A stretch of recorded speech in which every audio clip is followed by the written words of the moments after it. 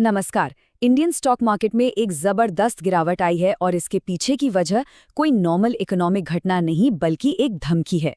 तो आज हम इसी धमकी के पीछे की पूरी कहानी को समझने वाले हैं कि आखिर मार्केट में इतनी घबराहट क्यों है। तो चलिए सीधा मुद्दे पर आते हैं।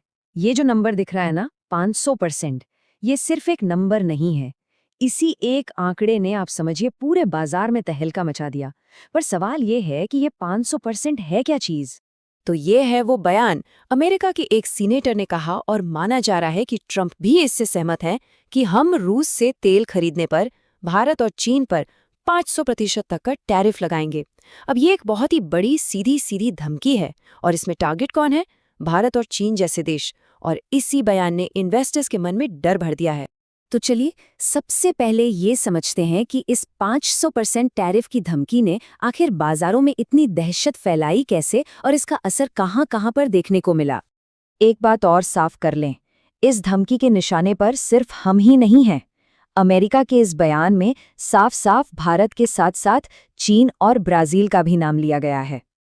और देखिए, इस धमकी का असर कोई बाद में नहीं बल्कि फौरन देखने को मिला, खासकर टेक्सटाइल सेक्टर पर जो अमेरिकी एक्सपोर्ट्स पर बहुत ज्यादा डिपेंडेंट है। मिसाल के तौर पर देखिए, गोकुलदास एक्सपोर्ट्स जैसी कंपनियों के शेयर सीधे 10% तक गिर गए। लेकिन बात सिर्फ इस टैरिफ की नहीं है। मार्केट का जो डर है वो इससे कहीं ज्यादा गहरा है। ये टैरिफ तो बस एक बड़ी पिक्चर का एक छोटा सा टुकड़ा है। असल में दुनिया भर में जो टेंशन बढ़ रही है उसने इस आग में घी डालने का काम किया है। अब इस खबर को देखिए। अमेरिका ने अटलांटिक महासागर में एक रूसी तेल टैंकर को ही जब्त कर लिया। ये कोई छोटी मोटी बात नहीं है, ये एक बहुत बड़ा एस्केलेशन है। एक देश के तेल टैंकर को ऐसे जब्त करना, इसे एक तरह से जंग का इनडायरेक्ट सिग्नल माना जा रहा है। और सिर्फ यही नहीं, एक और बड़ा सिग्नल मिला जब ट्रंप ने अमेरिका की बड़ी बड़ी डिफेंस कंपनियों से कहा अपना सारा मुनाफा वापस इन्वेस्ट करो, कोई डिविडेंड नहीं, कोई शेयर बायबैक नहीं। अब इसका क्या मतलब है? इसका मतलब साफ है, अमेरिका अपनी डिफेंस कैपेसिटी और नई टेक्नोलॉजी को बहुत तेजी से बढ़ाना चाहता है। और दुनिया के दूसरे मार्केट इन सिग्नल्स को पकड़ रहे हैं। इसका सबूत, यूरोप में डिफेंस कंपनियों के शेयर अपने ऑल टाइम हाई पर पहुंच गए। मतलब साफ है, वहां के इन्वेस्टर्स भी किसी बड़े कॉन्फ्लिक्ट के लिए तैयार हो रहे हैं। तो इन सारी घटनाओं को जब हम एक साथ जोड़कर देखते हैं तो एक ही सवाल दिमाग में आता है जो हर इन्वेस्टर को डरा रहा है। क्या दुनिया की बड़ी शक्तियां किसी बड़े टकराव की तैयारी कर रही हैं? तो ठीक है, ये सब हेडलाइंस तो बहुत डरावनी हैं, लेकिन इन सब के पीछे की इकोनॉमिक रियलिटी क्या है? चलिए अब इस डर को थोड़ा साइड में रखते हैं और फैक्ट्स की कसौटी पर परखते हैं कि असल में हो क्या रहा है। तो सबसे पहले वापस उसी 500% टैरिफ पर आते हैं। देखिए, हेडलाइन में ये नंबर बहुत डरावना लगता है कि 500% टैरिफ तो इंडियन एक्सपोर्ट्स को तबाह कर देगा।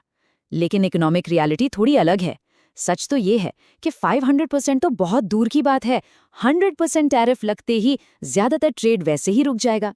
तो ये जो 500% का आंकड़ा है ना, ये प्रैक्टिकल पॉलिसी से ज्यादा एक डराने की टैक्टिक है, एक पॉलिटिकल मूव है।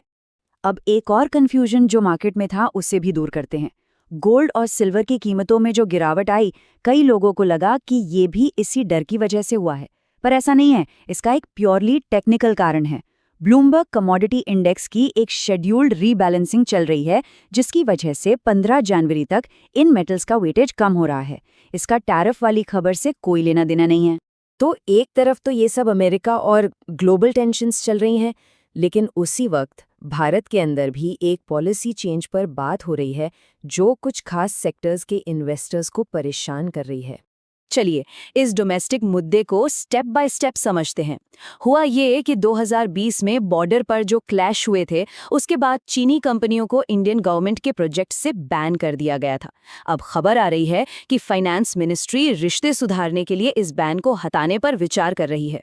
और इसी से मार्केट में डर फैल गया है, क्योंकि अगर ऐसा हुआ तो हमारी इंडियन कंपनियां चीनी कंपनियों से कीमत और स्केल में शायद ही मुकाबला कर पाएं। और इस खबर का असर भी मार्केट पर तुरंत दिखा। सिर्फ इस पॉलिसी चेंज की आहट से ही भेल जैसी बड़ी कंपनी 10% तक गिर गई। ट्रांसफॉर्मर्स एंड रेक्टिफायर्स में 9% की गिरावट आई। हिटाची और एबीबी इंडिया जैसे स्टॉक्स भी 6% नीचे आ गए। तो अब सवाल यह है कि आगे क्या होगा, मार्केट किस तरफ जाएगा? चलिए अब देखते हैं कि आने वाले दिनों में हमें किन बड़ी घटनाओं पर नजर रखनी है जो मार्केट की दिशा तय करेंगी। देखिए, आने वाले कुछ दिन मार्केट के लिए बहुत ही ज्यादा क्रिटिकल हैं। अभी तो मार्केट में बहुत अनिश्चितता है, लेकिन हमें दो चीजों पर खास नजर रखनी है।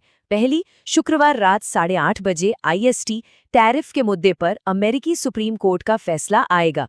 और दूसरी, आने वाले दिनों में विदेशी निवेशकों यानी FIIs की सेलिंग का डेटा कैसा रहता है। अब सुप्रीम कोर्ट के फैसले के दो ही आउटकम हो सकते हैं। एक, अगर फैसला ट्रंप के खिलाफ आता है तो शायद अमेरिकी डॉलर कमजोर हो, टैरिफ इनवैलिड हो जाए, जो गोल्ड और सिल्वर के लिए अच्छा होगा। मार्केट को थोड़ी राहत मिल सकती है। लेकिन अगर फैसला ट्रंप के पक्ष में आता है तो वो सबसे खराब सिचुएशन होगी। इससे उन्हें बहुत ज्यादा पावर मिल जाएगी और हो सकता है कि वो और भी कड़े एक्शन लें। और दूसरा इंपॉर्टेंट फैक्टर है FII सेलिंग का डेटा। FIIs मतलब फॉरेन इंस्टीट्यूशनल इन्वेस्टर्स। जब ये बड़े विदेशी फंड्स इंडियन स्टॉक्स बेचते हैं तो ये दिखाता है कि ग्लोबल इन्वेस्टर्स में कितना डर है। अगर ये बिकवाली बढ़ती है तो ये मार्केट और रुपये दोनों पर और ज्यादा दबाव डाल सकता है। तो ये डेटा इंडियन मार्केट में इंटरनेशनल कॉन्फिडेंस का एक तरह से बैरोमीटर है। तो आखिर में हम इसी बड़े सवाल पर आकर रुकते हैं, जिसका जवाब हमें जल्द ही मिल जाएगा। क्या अमेरिकी सुप्रीम कोर्ट एक राष्ट्रपति की ताकत पर लगाम लगाएगी या फिर उसे और बेलगाम कर देगी? इस फैसले का असर सिर्फ अमेरिका पर नहीं बल्कि पूरी दुनिया के बाजारों पर पड़ेगा।